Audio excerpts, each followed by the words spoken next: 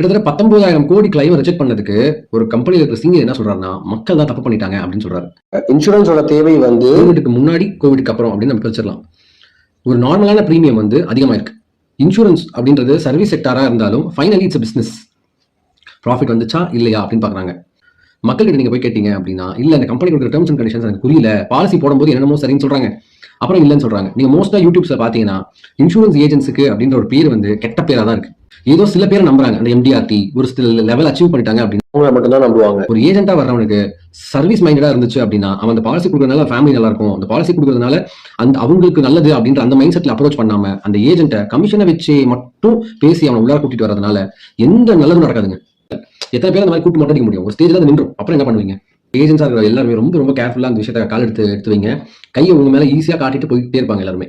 இதை நீங்க இன்னும் டீட்டெயிலா தெரிஞ்சுக்கணும் அப்படின்னு ஆசைப்படுறீங்க, இந்த நம்பரை கான்டாக்ட் பண்ணுங்க. இன்ட்ரெஸ்ட் இல்லைனா ஸ்கிப் பண்ணிடுங்க. தேங்க்யூ ஸோ மச் ஃபார் வாட்சிங் தி சாட்ஸ்.